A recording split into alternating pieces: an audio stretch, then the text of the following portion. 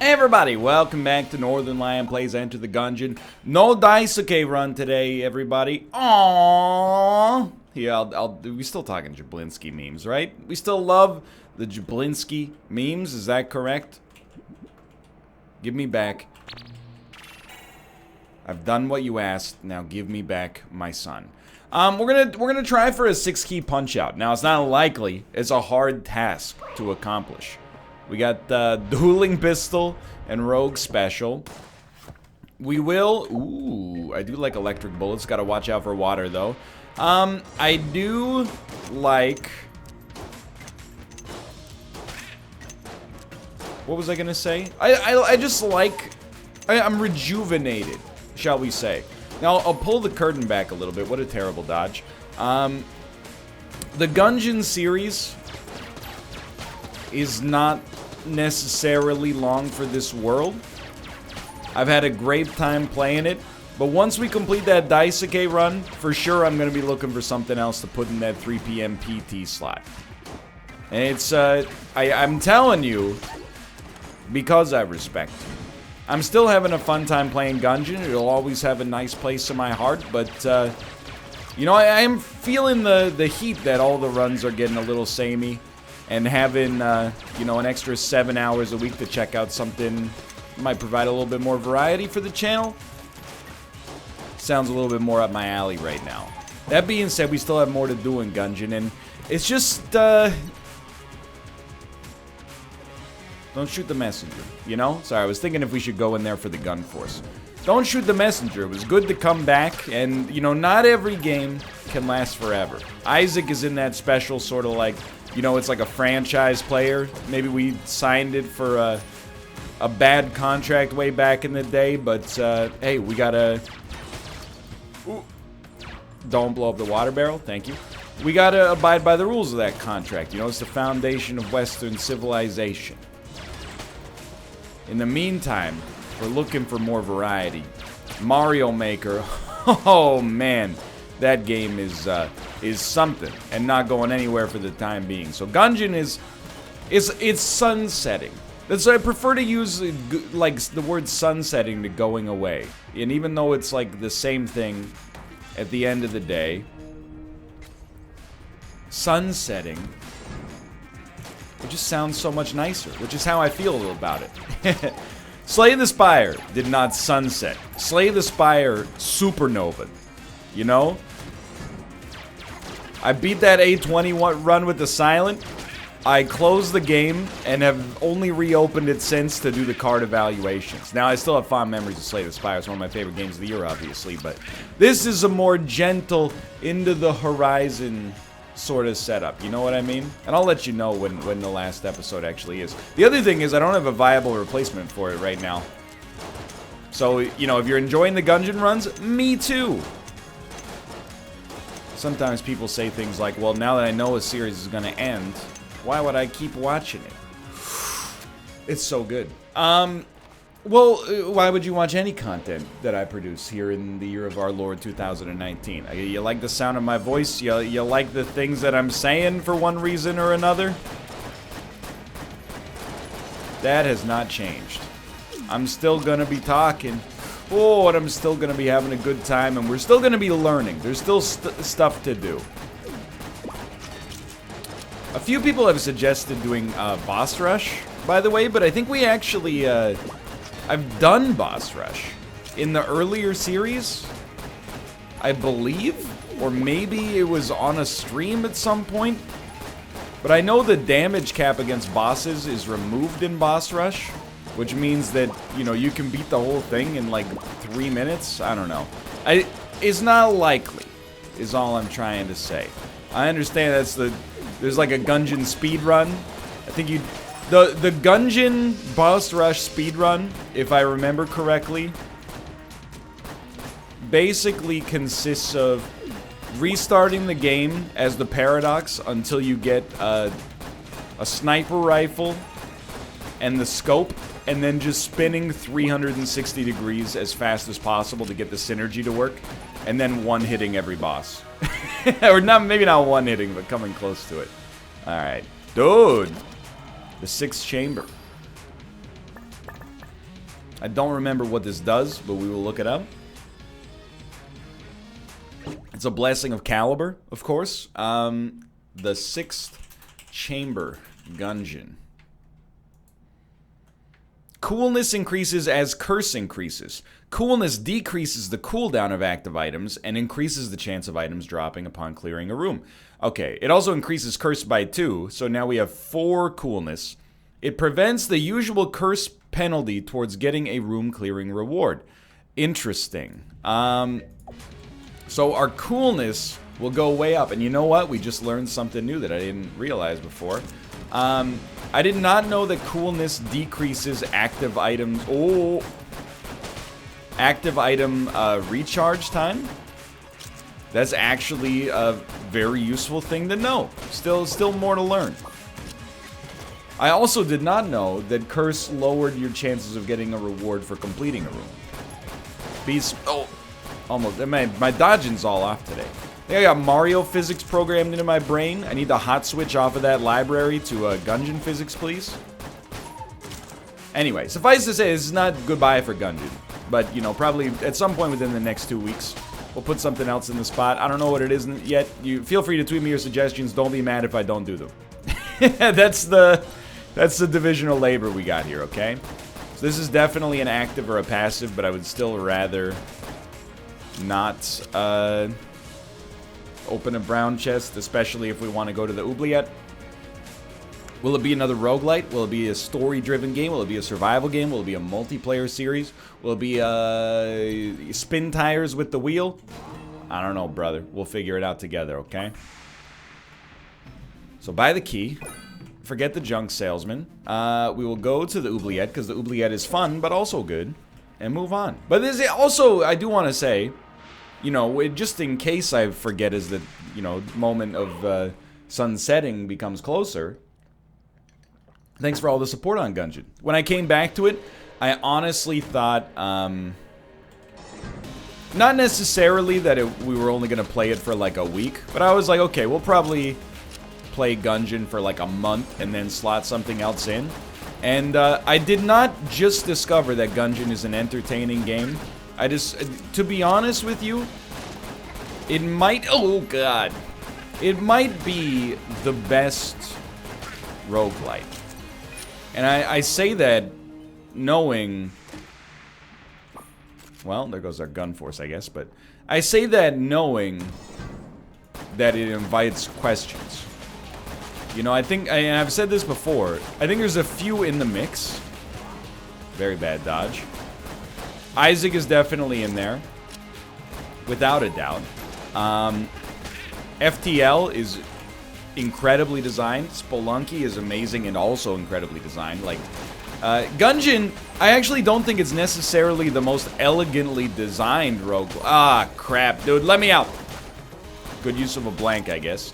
I don't think it's the most elegantly designed roguelite. Like, when I think of elegance, I basically think of, you know, does everything in the game exist for a purpose, if that makes sense? Isaac is very inelegant. There's like 9 items that are palette swaps of other items. Actually, there's probably like 45 items that are palette swaps of other items. There's 9 archetypes that they operate on. You know, speed, range, all stats, etc., HP. You get the idea. Let's not even get started on the pills. But Spire is always what I go for when I talk about elegance. I don't think there is a single thing, like a single card, relic, encounter, etc., in Spire that does not, oh, dude, I would love Holy Grail if we could afford it. That doesn't serve a purpose that isn't just inflating the item count, if that makes sense. Everything in Spire, I feel, is there for a reason. And then when they patch things, I'm like, oh, they must have had a really, really good reason. Oh, the win rate with this card dropped 2.6% below what we would expect out of an average rare, so we've raised its damage by 2, and then by 6 if it's upgraded. I'm like, these guys, the design of that game is incredible. So, not to insult Gungeon, because it's not the case. I don't think it's the most elegantly designed game, whether that's what you look for or not is, you know, more a matter of personal preference. But moment to moment, I think it's one of the most fun to play. I think it definitely, almost, I don't want to say objectively, but I think it handles optional difficulty the best out of any roguelite I've ever played. What I mean by that specifically is you basically can tailor your run on the fly to fight bosses that are appropriate to the difficulty of your current run. And I mean this with all due respect to Isaac, the game I've played the most in my entire life, and also potentially a very real candidate for my favorite game ever. Isaac does not really do that part of its game very well. Show me a person on planet Earth who's like, oh boy, I can't wait to fight the Hush, you know? It's not common. Whereas in this game, I'm like, dude, I will do a 45-minute run just to do Punch-Out for 45 seconds. Anyway. So I think, like, all around, it might be the best roguelite. It might be my favorite roguelite. It's probably a better way to put it.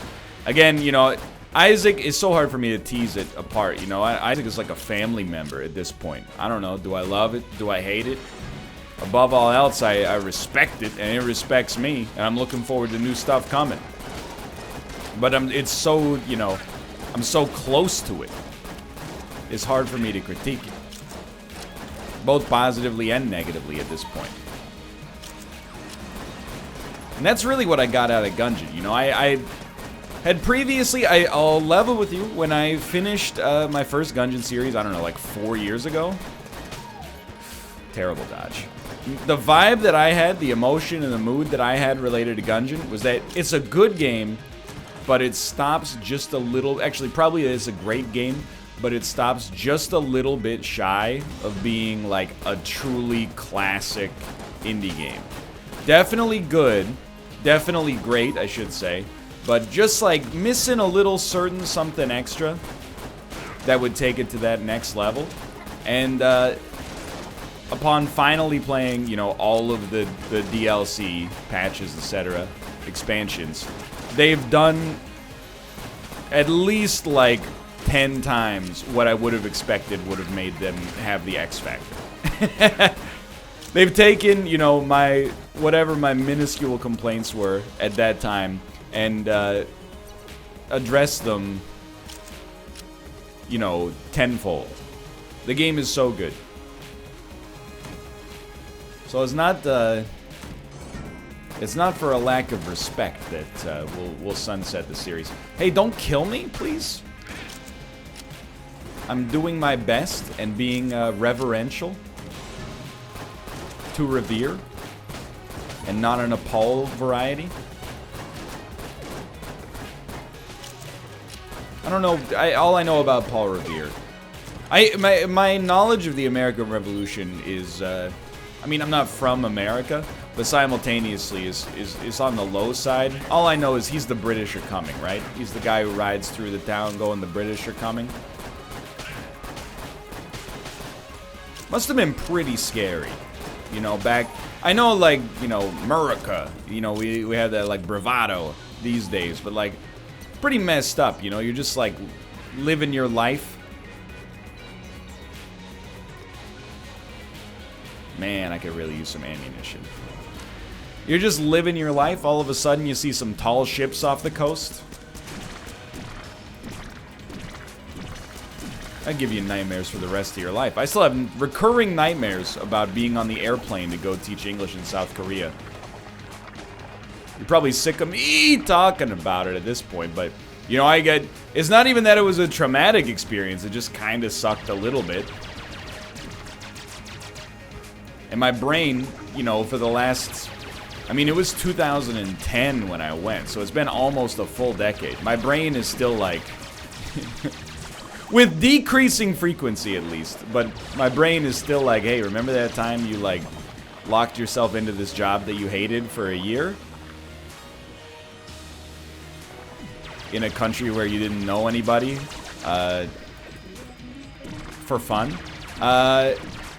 Yeah, we'll just, you know, keep reminding you of that. Not just reminding you of it, but making you believe that that's presently what's happening to you through the miracle of your dreams.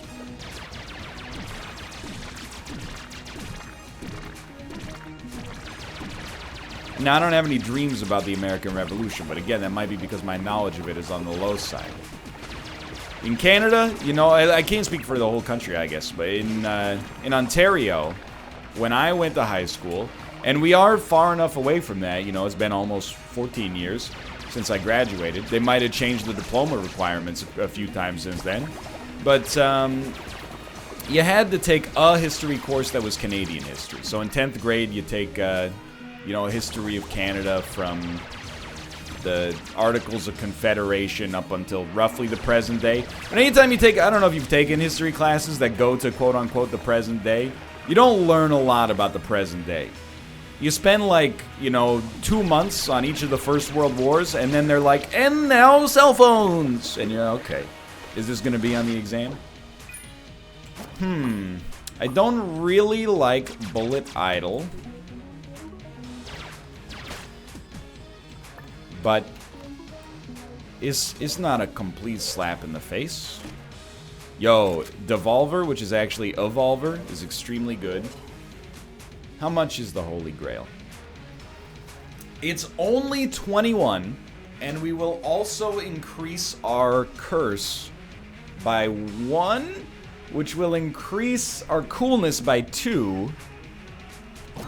And it solves any ammo problems for the rest of the game. So I think I'll probably just shoot open this chest. It's another brown chest. It's another brown active or passive. I understand that brown actives could be good, and our coolness would make the cooldown reduced, but it's still not that exciting to me. I don't really want to spend resources on what might be like a half-decent active, knowing what's coming for me on the rat fight. Anyway. Now, I took more history classes, because I found history very interesting in high school. But, you know, I think it makes sense. Sometimes, and don't take this the wrong way if you're from the US, not everybody that's American is like this, but sometimes I'll say something on the show that's a little ignorant of American history. And I don't mean like, you know, didn't you guys liberate yourself from the French or whatever? I mean, like, I'll say something like, you know, John Quincy Adams was the 2nd president of the United States. People will be like, you moron, didn't you ever take a history class? It's just John Adams. John Quincy Adams was his son. He was the 6th president of the United States, dummy. And I'm just like, you know, like, not every person on Earth takes American history. But every person on Earth knows more of American history than the average American knows of their history. I hate to say it, because it sounds combative, but it's the honest to goodness truth. You know, the same people who are like, man, you got the president slightly wrong. You go, hey, what's the capital of Canada? And they go, British Columbia. Why should I be expected to know anything about your country? You know, it's just a hypocritical attitude. I pointed out, if you are one of those people, you know, you don't have to learn the history of every other country on Earth. That's just, I mean, probably out of your wheelhouse, depending on what your profession is to begin with and what your interests are. But, you know, you can't be mad if somebody goes, that's not Maryland, dummy, that's Rhode Island. You just got too many states, okay? It's just a lot of states. I'm not saying the states should be wiped off the map, but couldn't you merge some states together? Like,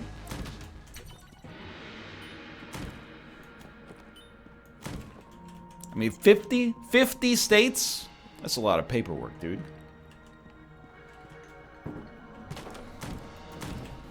We got 10 provinces, 3 territories. And so what's the difference between a province and a territory?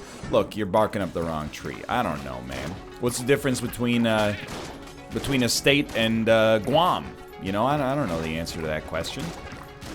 There's an independent administrative district for the purposes of tax. I don't know. It beats me. I don't have an answer to these questions. You know, these were written in stone long before I was granted a consciousness. So, I'm taking some dumb damage.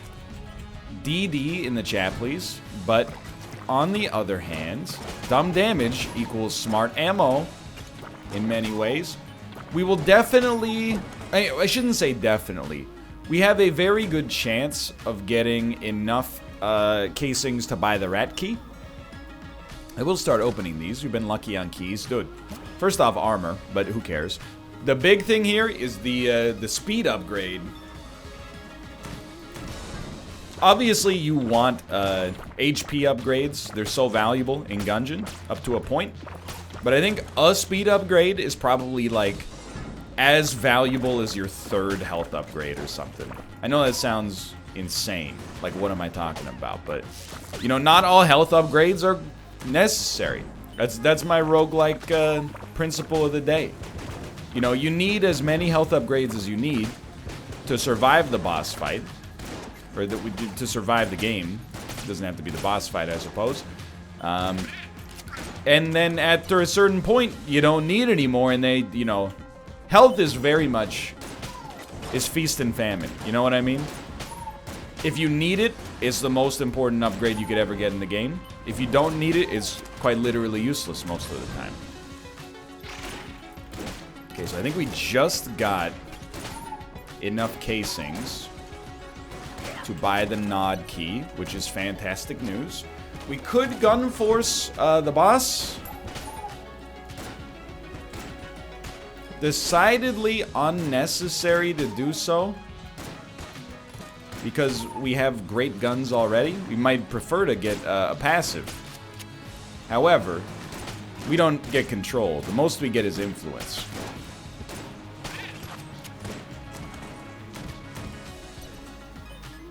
So we could open that. It'll give us a blue gun. You know what? I think I would rather open this, get a blue gun, which is actually fine here, and then raise our odds of getting a passive or an active from the boss. Now, we haven't been to the boss room yet, so let's do this. I really want you to evolve as soon as possible. Because I think if we can get to beam evolution, which is this, our fight will become substantially easier. Mostly because we get infinite range.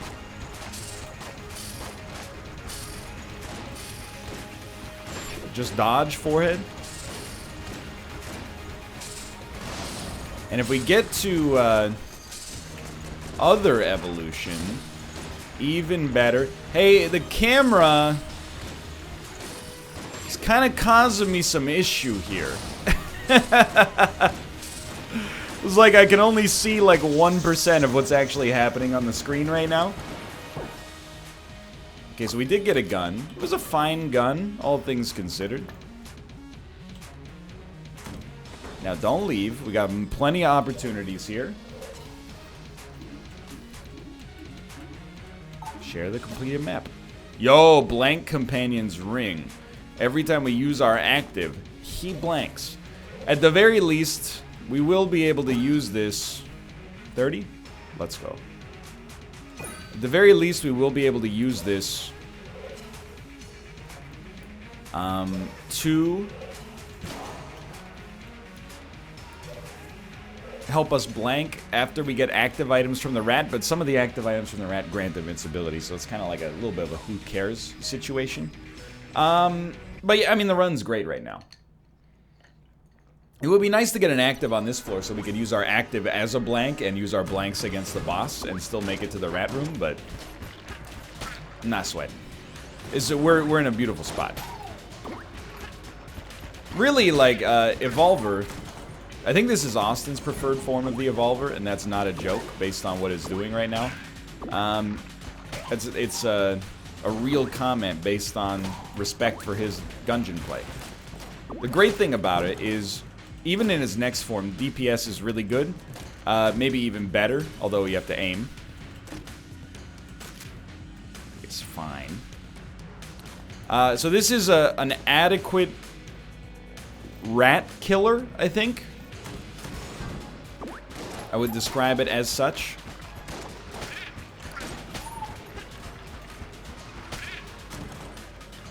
And every time we get hit with Holy Grail, we're going to get 50% of its ammo back. As well as 50% of its ammo, or 50% of the ammo for everything else. Okay, so now... I'm kind of with him, by the way. I think if you're fighting rooms, the last form of the Evolver is better. So I think I'll actually change weapons here. Now, I don't really love the hegemony rifle. I could be convinced. I don't dislike it for the record. Like, I think it's a solid room clear. I just think we might have better options right now. I'm going to try the AC-15 on the next room. It is pretty ammo-rich. I believe in its abilities there. And I am paying attention to Rat Room. Hoping to find his... Oh, here it is. DPS output seems good to me.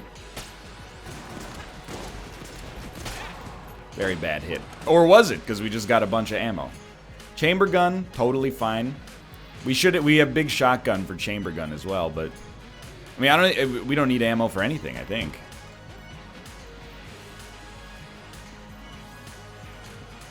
This is the only part of Gungeon. Oh, right here. Of course, because we can see the border.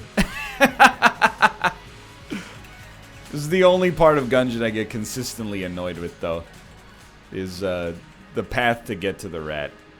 And, you know, error between keyboard and chair? Sure. Error between keyboard and chair. It is tricky, though. Okay, we maybe try the AC-15 again. It's been doing adequate stuff for us. I'm trying to think of third floor bosses. Obviously, Treadnought, Cannon Balrog.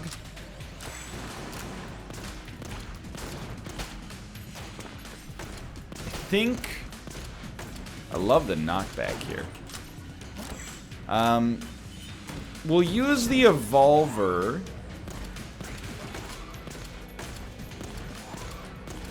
Get him, please. Thank you. We'll use the Evolver for sure. Especially if it's the Treadnought, though. I think it'll be really easy to hit with the Dragonfire. Dude, the drops are out of control. So I'm assuming this is 6 chamber, giving us, like, really, really high drop percentages.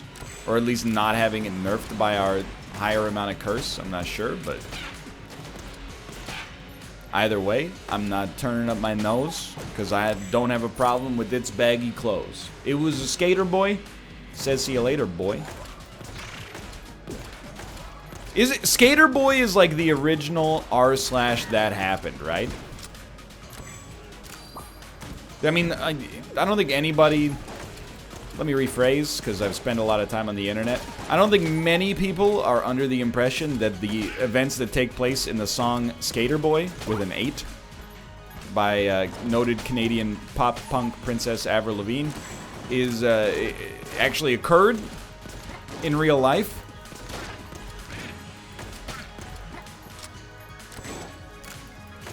I talk about that song on occasion, mostly because, I mean, it was very popular during my formative years.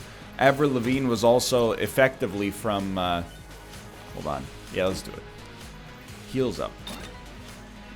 She was effectively from down the road, more or less. Yo, we got mitochondria? I don't know why I laughed. It's the powerhouse of the cell, right? Bio major. So it was like a big deal for our county when Avril Lavigne was popping off, you know what I mean? Do not use this gun. But, I mean, I just love the way that song starts. It's so audacious. He was a boy, she was a girl. Can I make it any more obvious? Okay, I mean, it's a little heteronormative, but I get what you're getting at. He was a punk, she did ballet. What more can I say? A lot! That's... There, you have provided... I mean, I get they're from different circles, you know? 2 star-crossed lovers, the Capulets and the Montagues, but... She wanted... He wanted her. She'd never tell. But secretly, she wanted him as well. Of course, he was a punk. Ballet girls always go crazy for the punks. All of her friends, I tried to hit the button. I couldn't remember what Q was on my keyboard because I was so Lavigne flooded. All of her friends, they turned up their nose because they had a problem with his baggy clothes. I don't even remember the... Of course I remember the chorus. He was a skater boy. She said, "See you later, boy," which, a little rude. He wasn't good enough for her. But then I mean, we all know what happened after that point in broad strokes, right? Maybe it's good I didn't use the blanks. I still will buy a key. I don't care about the ammo loss. There's now he's a superstar, still living on his guitar. What's the second verse of Skater Boy, dude? I only remember the start of it. Keep in mind, the song came out, 18 years ago or something ridiculous. I mean, we should look for the secret room, but shoot, coward, you're only gonna kill a man. All right. Skater Boy lyrics. They should make a new song called Gamer Boy. Now he's a superstar in the Champions of Fire. Oh, dude. I forgot how mean-spirited the second verse of Skater Boy gets. 5 years from now, she sits at home, feeding the baby, she's all alone. What? That's insane. They were teenagers mere moments ago. 5 years later, she's a single mom. Her father left her. Or her baby's father has left her. She turns on TV, and guess who she sees? Skater Boy rocking up MTV? What is he? Is he on, I'm trying to think of any show that's on MTV these days. She calls up her friends. They already know. They've all got tickets to see his shows. She tags along, stands in the crowd, looks up at the man that she turned down. Down. I remember. Extremely, yeah, that happened. And then he got off stage and handed her a crisp $100 bill. I mean, I'm not saying that every song should be based on real facts, like documentary music. People are obsessed with that idea, though. Not all people, of course. But that's how those myths come around, where, like, Coming in the Air Tonight was a song written by Phil Collins, because he saw a man drown, and another man had the opportunity to save him, but he didn't. Then Philip Collins had a concert. He invited the man, and right when he said, "Do you remember?" he looked him in the eyes.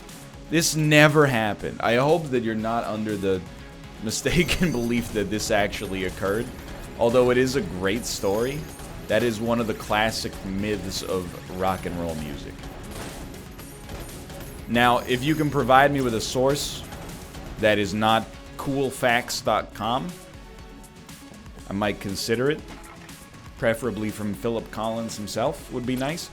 By the way, is like a little tough in here. I might have screwed myself. I only have 5 HP. We do have some great DPS, as you can tell. Classic. Good blank usage, because I do often get hit here. That's a high percentage blank. And dude, the Evolver is doing absolutely exceptional work as another high percentage blank. Just keep in mind, when you don't have blanks for his rocket attack, that's because you used your blanks to block some nearly guaranteed damage to begin with.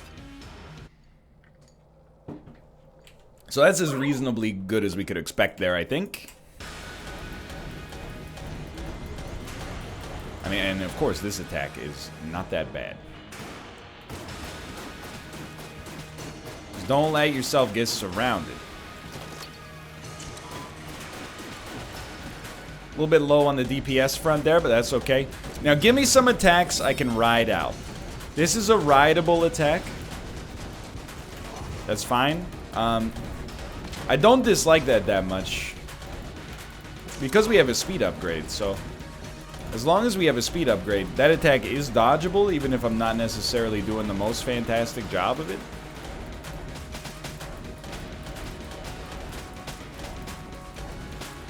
I figure, you know what? Let's just use the Evolver. If we get hit, which we just did,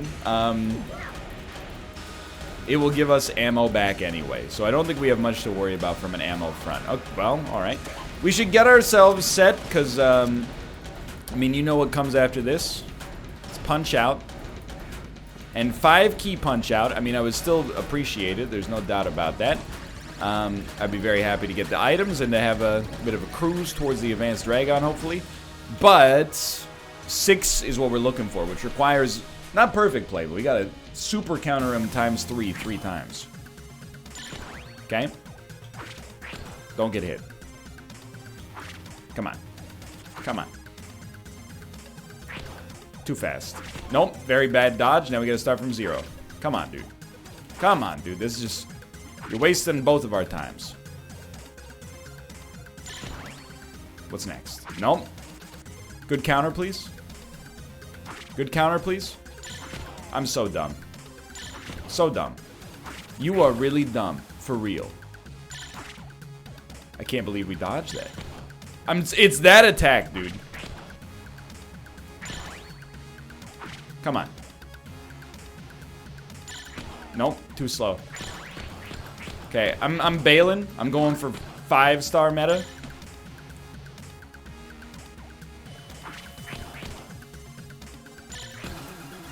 I think we screwed that one up too. 4-star meta. This is what we call improv, sweetheart.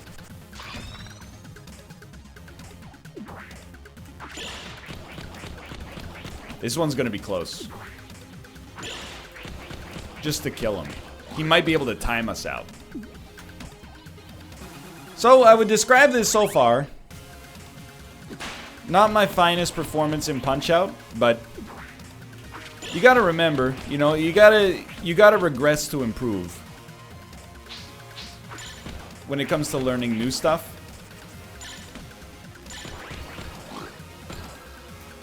A lot of confidence at the end there. I can live with it, but Austin was telling me phase 1 is the hardest part to get 6 coins or 6 keys, and my man is absolutely right. Phase 1 was a nightmare there. Still no actives, but we're gonna get some obviously when we head down. So with 4 keys, there will be no shortcut today. And that's fine. Oh, I mean, hopefully we'll get some when we come down, because we do... what's your issue, friend? Okay, we got an active. We got the hover boots. This is probably my ideal outcome so far. I thought about taking the shortcut, but, I mean, obviously the Emmentaler is also very good.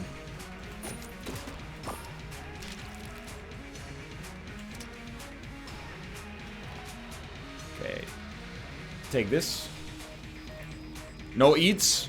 Take this. He eat. Take this. He eats. I think he got the other one as well. I don't care at all about Book of Chests. Actually, you know what? I don't care at all about Vengeful Spirit. Is it too big to fit through the bars? Nope. Let's go, boys. Alrighty. Everything is fine. Actually, a pretty decent rat fight. Could have been better, of course, but the punch-out part, still learning. Far from an easy task. Also, can I just say that I'm stoked that we're actually leaving with a single spacebar item instead of what usually happens, which is we leave with 25 spacebar items that warrant getting a PhD and using the shift key, just to understand. Got him. So I'm just gonna tell you straight out the gate. You took my laser, dude. Trident, I'm giving it a fair shake. Certainly don't think it's bad, but also definitely is not at the level of DPS that I would consider functional right now. Ideal, functional is not correct. It's definitely functional. Ideal, no. Sure, we'll try a chamber gun for a minute. Oh, I love a room full of jammed enemies. when you got the cheese. Cue, Tom Green voice. You can't hurt me, not with my cheese helmet from the classic movie, Freddy Got Fingered. Don't hurt me, Google DeepMind. It's a real movie. Hello, of course, it's a mimic. What did I expect? I have Mimic Tooth Necklace. Very fair. I'm dumb. Dueling Laser? Synergized with Dueling Pistol, I assume? Death Square. I'll give it a shot. Good God. Allow me to point out, by the way, lost a great, I don't know if I would call him a great man, but a noted Hollywood actor this week. Actor Rip Torn. Famous for his role as Freddy's dad in Freddy Got Fingered. Also famous for his role as whatever the guy's, his letter was from MIB. But I'll always, and also Patches O'Houlihan from Dodgeball. However, I'll always take any opportunity. When we talk about classic comedy shows, a lot of great ones get brought up. Seinfeld, Arrested Development until it got really bad, early Simpsons, etc. Like so many viable options. But I oftentimes find people leave out one of my favorite comedy shows of all time, The Larry Sanders Show. Fantastic satire of late night television.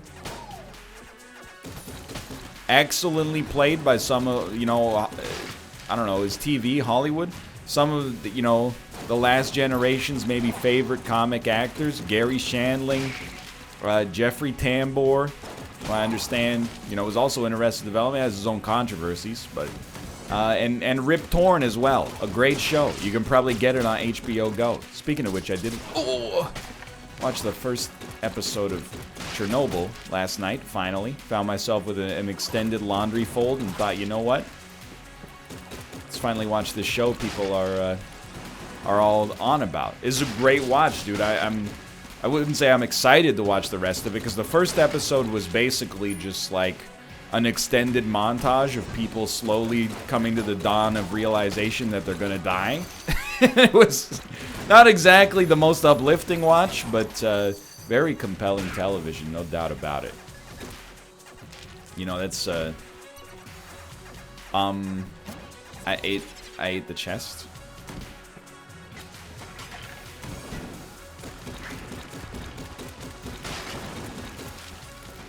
I forgot what I was saying. Anyway, it was great so far. I understand, you know, I've dealt with something, not dealt with something, it sounds a little more serious than it is. I've been thinking, I've been meditating on the idea of, like, you know, internet discourse a lot recently. And the reason I've done so, you know, it might not be prudent to your life, but I'm in a profession where I read probably, I don't know, tens of thousands of words of anonymous criticism a day. And then when I say criticism, I don't necessarily mean, haha, bald jerk, go die. I mean, like, you know, just things people write about you that they don't necessarily think you'll read. And some of it is extremely positive. Some of it is, like, pretty gross. It's just the way of the world. Hold on, I have to focus for a second. I don't want to lose what I was talking about. Oh, we got a good thing going on here. But I understand, when you bring up... There's no faster way than to find out how many people do not like something than to say that something is good. You know what I mean? So I've heard, because I've seen Austin talk about Chernobyl. It's not 100% true to life. You know, oh, it's exploiting the story that actually happened there. I don't think that's the case, based on episode 1, to be fair.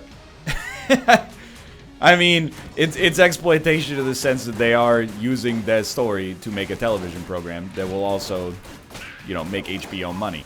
But with that logic, you know, pretty much everything becomes exploitation if it's based on a true story to some extent. Anyway, regardless though, you know, if you say you like something, that invites a lot of people to say that they dislike something. Like, I'll give you a good example.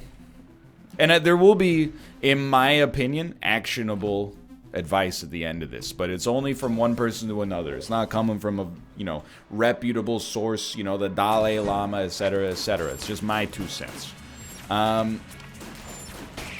The first reactions to The Lion King, the well, not live action, but you know what I mean. The new Lion King came out. And I saw somebody tweet, I haven't seen the movie myself, saw somebody tweet that they had been at the premiere. They're like a film blogger, and they loved it. It made them tear up a lot. It set a new gold standard for, visual quality. There were like hundreds of replies under that were like, okay, so it's great, according to you, but do we really need it?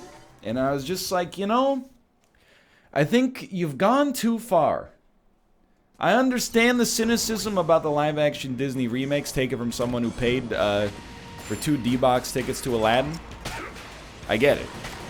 But if somebody says this is a great movie, and you're like, it's a great movie, but do we really need a great movie?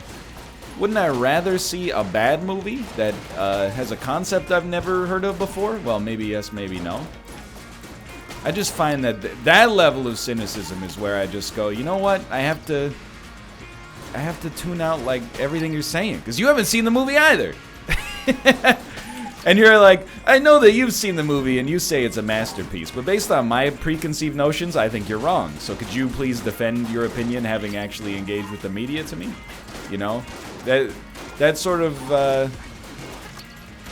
of discourse doesn't warrant a response or attention or merit, in my opinion. And I know it sounds rude, but that's, the actionable advice I have at the end is not, the classic, can't we all just be nice? By the way, don't use this gun. It's garbage and I'm stupid.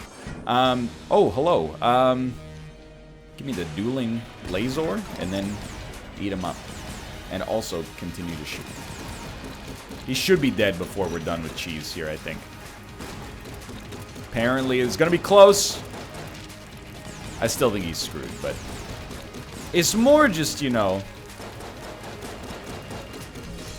I guess I don't really have any actual feedback. I'll tell you what my advice has been. Is, I previously had maybe, and this sounds it sounds bad. People are always,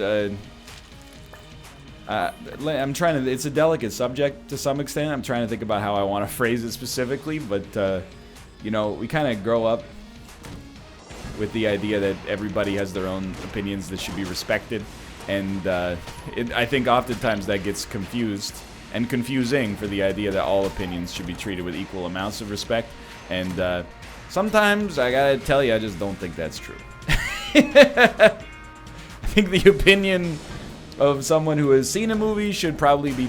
Doesn't mean you have to agree with them, but it should be taken with more respect than somebody who has not seen the movie but based their opinion of something entirely on the trailer and then is so entrenched in that belief that they would argue openly with somebody who has actually seen the movie about their opinion. It comes out in a couple weeks, or it comes out in a week, basically. Just go see it if it,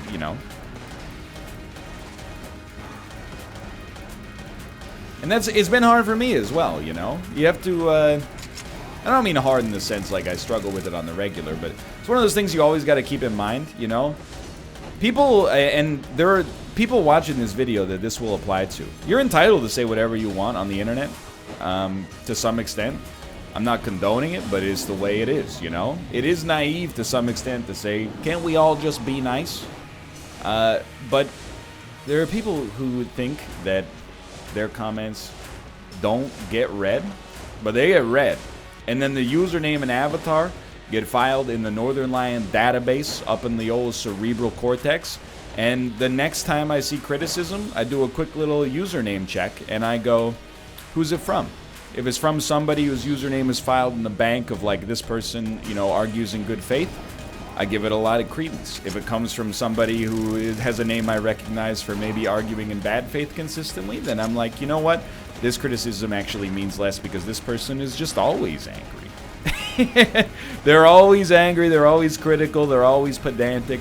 It makes the stuff, and it's not fair to them necessarily, but it totally is actually, It makes the criticism, you know, less valid because of the fact that, you know, they're critical about everything, you know? So it's like a boy who cried wolf situation. When they have something they're actually, you know, they have valid reasons to be negative about, you don't take them as seriously because of the fact that, you know, they're always negative about everything.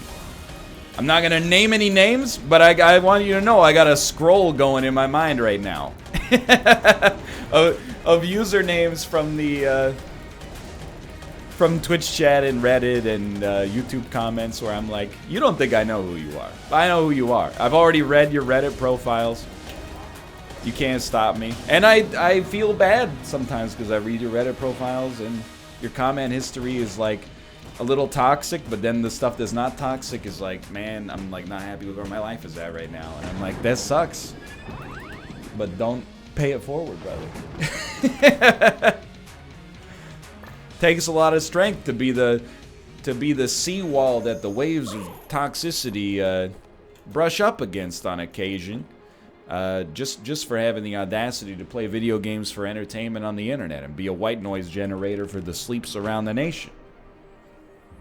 It's a mantle I take up with great honor, but at the same time, gotta keep redoing the mason work now and then, you know what I mean? For now, it was a good run. Very satisfying. Thanks for watching. Hope you enjoyed it. If you did, click the like button. Helps out a great deal. Of course, subscribe if you want to see more in the future. For now, thanks for watching. I will see you next time. See ya!